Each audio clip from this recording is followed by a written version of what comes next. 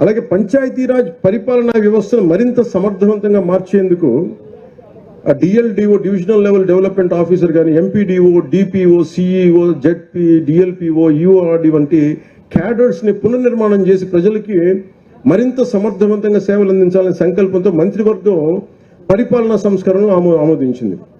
ఎందుకంటే మాకు పనులు జరగట్లేదు, లేదా టూ మెనీ వర్టికల్స్ అయిపోయినాయి, మాకు ఏ ఆఫీస్కి వెళ్ళాలో తిరిగి అన్నీ కలిపి ఒక దాని కింద, ఒక బిల్డింగ్ కింద రావాల్సింది, ఒక వ్యవస్థ కింద రావాల్సిందని చెప్పి మేము దాన్ని కూడా ముందుకు తీసుకెళ్తా ఉన్నాం.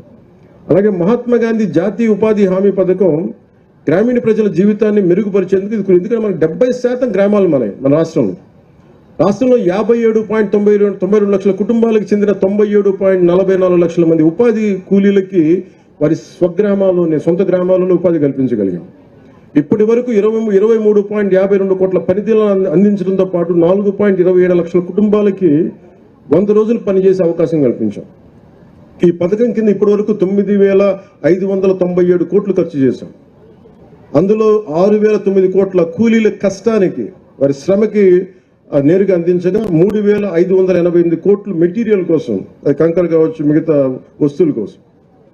ప్రజలకి ఉపాధి, ఆర్థిక స్థిరత్వం కల్పించడంతో పాటు మా నారా చంద్రబాబు గారి నాయకత్వంలోని ఎన్డీఏ కూటమి ప్రభుత్వం ఎప్పుడు ఒక ముందడిగే ఉంటుంది తప్ప వెనకడికి వేయదు. గత ప్రభుత్వ హయాంలో 5 ఏళ్లలో 4,276 కిలోమీటర్ల సీసీ రోడ్లు నిర్మించాం.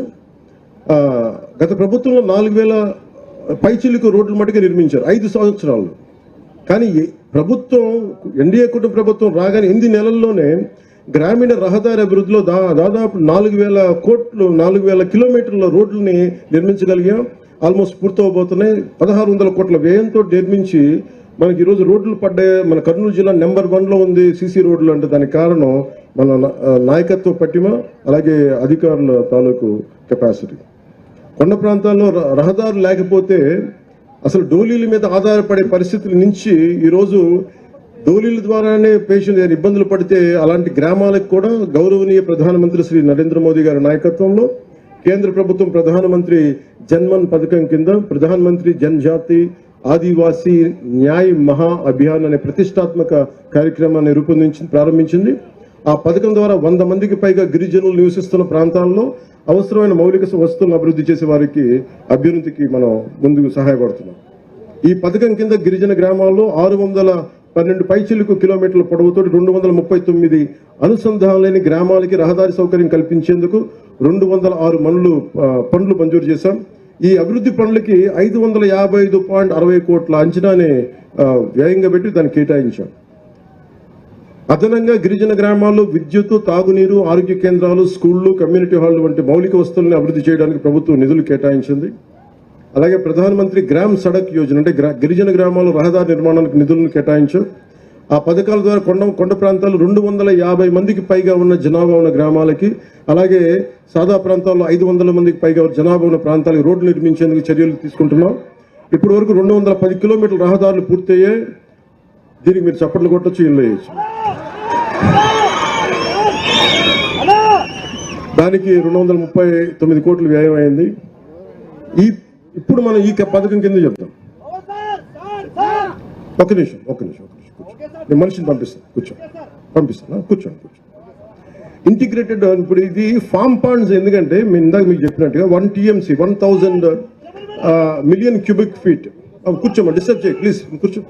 కూర్చో డిస్టర్బ్ చేయదు, కూర్చో. మనుషులు పంపిస్తాం. ఈ 1 మిలియన్ క్యూబిక్ ఫీట్ నీటి నిల్వ చేసేందుకు వీలు ఉంటుంది. ఇది ప్రకాశం బ్యారేజ్ మొత్తం 3 TMC ఇందాక చెప్పినట్టుగా నీటి నిల్వ అయితే ఇది దాదాపు దాంట్లో 3వ వంతు. ఇది ఈ రైతులకు నిరంతరం నీటి అందుబాటులో ఉంటుంది. రైతన్నల సంక్షేమం కోసం గ్రామీణ అభివృద్ధిని దృష్టిలో పెట్టుకుని మహాత్మా గాంధీ జాతీయ గ్రామీణ ఉపాధి హామీ పథకం కింద ఈ ఫామ్ పాండ్స్ చేపట్టాం. ఈ ప్రాజెక్టు ద్వారా రైతులు నీటిని నిల్వ ఉంచుకొని భూగర్భ జలాలని పెంచుకోవడంతో పాటు పంట పొలాలకి నిరంతరంగా నీటి వనరులను అందించుకోవచ్చు. అంటే దీనికి మీరు చూస్తే అనంతపూర్లో ఒక మంచి ప్రైవేట్ ఇనిషియేటివ్ ప్రైవేట్ వ్యక్తులు చాలా మంది చేశారు. టింబక్టు ఇనిషియేటివ్ అని. ఉదాహరణకి మీరు ఇజ్రాయెల్ పోతే ఇజ్రాయెల్ నేల ఇంతకంటే ఇంకా అసలు ఎండిపోయి ఉంటుంది, ఇంత పచ్చదనం కూడా ఉండదు. అలాంటి చోట రివర్ జోర్డాన్ ఒక్క నది ఉంటే ప్రపంచానికే నదులు లేని, ఎక్కువ జీవనదులు లేని ఒకే ఒక జీవనది ఉన్న ఆ ఇజ్రాయెల్ దేశం ప్రపంచానికే డ్రిప్ ఇరిగేషన్ టెక్నాలజీ ఇచ్చింది. ఎప్పుడైతే మనకి నీటి సౌకర్యం ఉండదో, ఎక్కువ మన కష్టం ఉంటుందో, దాన్ని మనం ఎక్కువ మన శ్రమపడి వాళ్ళ తెలివితేటలు పెంపొందించుకొని మన ప్రపంచానికే మనకి డ్రిప్ ఇరిగేషన్ అందించారు ఇజ్రాయలీస్. సో అంటే మనకి మనసు పెడితే ఏదైనా సాధించవచ్చు అనేది మనం దాన్ని పెట్టుకోవచ్చు. అందుకే ఈరోజు 1,55,000 పాండ్లు గనక ఈ కుంటలు, నీటి కుంటలు నిజంగా సద్వినియోగం చేసుకోగలిగితే పెద్ద ప్రాజెక్టులు వచ్చే వరకు మన రాయలసీమ నేలకి ఇవన్నీ చాలా చాలా సహాయపడతాయి. అలాగే నేను ప్రత్యేకించి చెప్పింది ఏంటంటే, ఇది ముసునోబా ఫుకోకా, ఇందాక మన చైతన్య గారి అబ్బాయి చెప్పినట్టుగా నిజంగా కనుక ఫామ్ పాండ్లు చుట్టూ, ఎందుకంటే నేను ఈ నీటి గుంటలు నేను నా ఇంట్లో నా ఫామ్లో చేసుకున్నాను ఒకప్పుడు. ఈ ప్రాజెక్ట్ ద్వారా రైతులు నీటిని నిల్వ చేసుకోవడం, భూగర్భ జలాలను పెంచుకోవడంతో పాటు పంట పొలాలకి నిరంతరంగా నీటి అందించడంతో పాటు ఫామ్ పాండ్స్ చుట్టూ అరటి కానీ, నిమ్మ కానీ, దానిమ్మ కానీ, జామ, కరివేపాకు లాంటి మొక్కలను పెంచితే రైతులకి ఒక ఆదాయం కూడా ఉంటుంది, దీర్ఘకాలిక ఆదాయం ఉంటుంది. అదే నీటిలో కూడా చిన్నపాటి చేపలు పెంచుకోవచ్చు సహజంగా. అలాగే బాతుల పెంపకానికి, ఈ బాతుల పెంపకం వల్ల ఏం జరుగుతుంది, నీరు ఎప్పుడు పరిశుభ్రంగా ఉంటుంది, ఇప్పుడు దోమలు ఉండటానికి అంటే క్రిమి కీటకాలు పెరగవు. అందువల్ల బాతుల పెంపకం ఒకటి సహాయపడుతుంది. వ్యవసాయానికి ఇది మరింత ఉపయోగపరంగా ఉంటుంది. ఈ నీటి నాణ్యత మెరుగుపరచడంతో పాటు నీటి వనరుల నిర్వహణ కూడా సమర్థవంతంగా మార్చి వ్యవసాయ అభివృద్ధికి దోహదపడుతుంది. అలాగే దీంతో పాటు మేము 3 రకాల, మీకు కలెక్టర్ గారు కానీ, డిస్ట్రిక్ట్ అడ్మినిస్ట్రేషన్ గారు ప్రతి రైతాంగానికి ఇస్తారు. ఈ సమగ్ర వ్యవస్థలో ఫామ్ పాండ్స్ చుట్టూ 3 రకాలు తయారు చేసాం. దీన్ని మీ కలెక్టర్ గారు తెలియజేస్తారు. ఇది మీకు డీటెయిల్ చెప్పి మీకు నాకు ఇంకొక సందర్భం అందరూ చెప్తాను. ఈ ఫామ్ పాండ్ చుట్టూ ఒకటి చిన్నపాటి కోళ్ల పెంపకం కావచ్చు, ఆవుల కోసం గోకులాలు కావచ్చు. మనం దాదాపు 18,500 గోకులాలని మనం ప్రారంభించాం, చేసేసాం. అలాగే షెడ్లను ఏర్పాటు చేయడం ద్వారా రైతులకు ఆదాయాన్ని పెంచే విధంగా ఈ మోడల్ రూపుదిద్దుకుంది.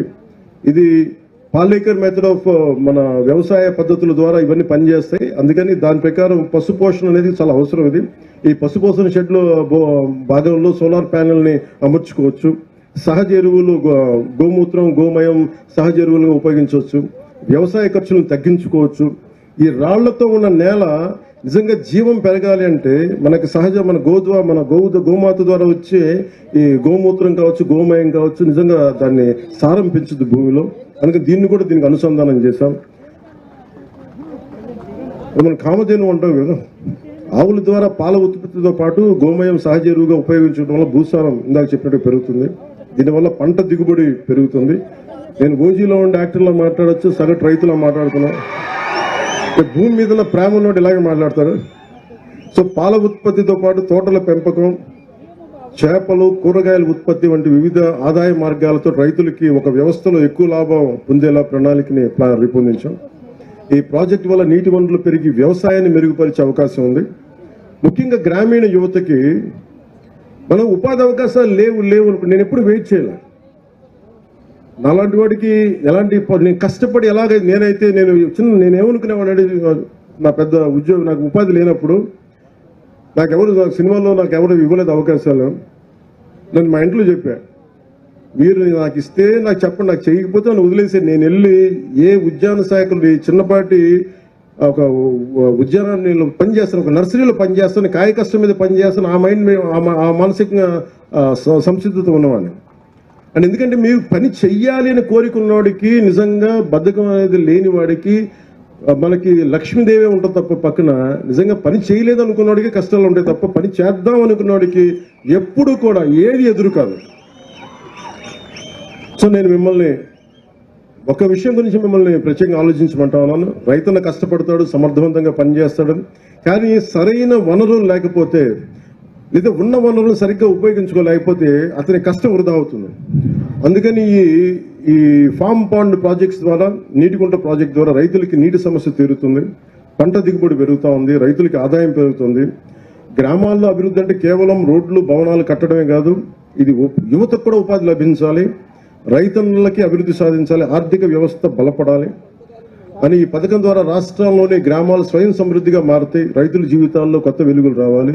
ఇదే నారా చంద్రబాబు గారి నాయకత్వంలో, ముఖ్యమంత్రి గారి నాయకత్వంలో ఈ రాష్ట్రం కోరుకుంటుంది. రైతుల జీవితాలు కొత్త వెలుగులు రావాలి. ఇది మా ఆశయం. ఇది టీడీపీ ఆశయం, భారతీయ జనతా పార్టీ ఆశయం, జనసేన ఆశయం. నీరు నిల్వ భవిష్యత్తుకు బంగారు బాటన సంకల్పంతో రైతుల అభివృద్ధి కోసం ప్రభుత్వం కృషి చేస్తుంది. మనందరం కలిసికట్టుగా ముందుకు తీసుకెళ్లి ఈ గొప్ప సంకల్పాన్ని విజయవంతం చేద్దాం. ఒక్క నిమిషం, మీ మాటలన్నీ వినిపిస్తాయి చెప్తాను. సో రైతన్నకి జైలు తెలుపుకుంటూ జై ఆంధ్ర. కానీ జై హింద్ చెప్పబోయే ముందు మీ అందరి గురించి మాట్లాడాలి కాబట్టి అవి మాట్లాడతాం. అంటే దారిలో వస్తూ ఉంటే ఇందాక అక్కడున్న ఎంపీడీఓలు మాకున్న సమస్యలు నా దృష్టికి తీసుకొచ్చారు. Group 1 MPDOs. ఇది ఖచ్చితంగా మన ఉన్నతాధికారులు ఇక్కడే ఉన్నారు, వారికి తెలియజేసి నేను మీ సమస్యకి ఒక పరిష్కార మార్గం వెతుకుతాం. అలాగే ఆంధ్రప్రదేశ్ గ్రామ పంచాయత్ సెక్రటరీ అసోసియేషన్ కూడా మీరు ఇచ్చారు మీ పిటిషన్, దాన్ని కూడా ముందుకు తీసుకెళ్తాం. అలాగే దాన్ని కూడా పరిష్కార మార్గం వెతుకుతాం. ఒక్క నిమిషం. గ్రామ సచివాలయం ఇంజనీరింగ్ అసిస్టెంట్ అసోసియేషన్లో మీకు కూడా